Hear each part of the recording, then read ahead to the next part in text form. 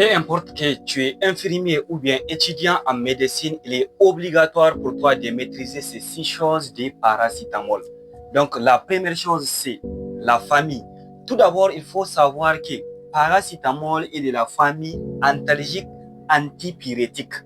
Antalgique et antipyrétique. Maintenant, indication. La deuxième chose, indication.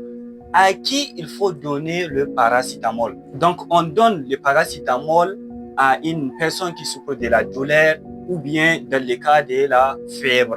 Contre-indication, à qui il ne faut pas donner le paracétamol? Donc, on ne donne pas le paracétamol devant une maladie du foie. Celui qui souffre d'une maladie du foie, par exemple insuffisance hépatique, il ne faut pas donner le paracétamol. À celui aussi qui est allergique au paracétamol. Celui qui est allergique au paracétamol, il ne faut pas lui donner paracétamol. Donc maintenant, devant ces deux personnes, il ne faut jamais donner le paracétamol. La quatrième chose, c'est effet secondaire. Tout d'abord, il faut savoir que le paracétamol n'a pas assez d'effets secondaires, sauf en cas de surdosage.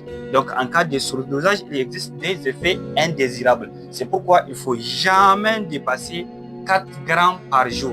Il ne faut jamais dépasser de prendre le paracétamol jusqu'à 4 grammes par jour. Donc, site d'action. Il faut savoir que le paracétamol agit au niveau des cerveaux en diminuant la douleur et la température au niveau du cerveau. Donc, la sixième chose, il faut savoir la prise. Donc, quand est-ce qu'il faut prendre le paracétamol? Donc, avant ou après les repas, c'est favorable.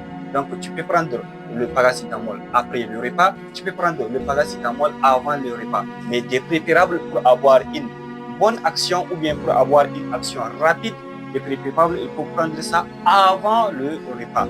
Donc, dans la vidéo prochaine, je vais t'expliquer la posologie de A à Z du paracétamol. Donc, si tu es satisfait de cette vidéo, n'hésite pas à me laisser un pouce, ça me fera vraiment plaisir, et de mettre la vidéo en favori si tu souhaites la revoir. Et surtout, n'oublie pas de t'abonner pour avoir la prochaine vidéo.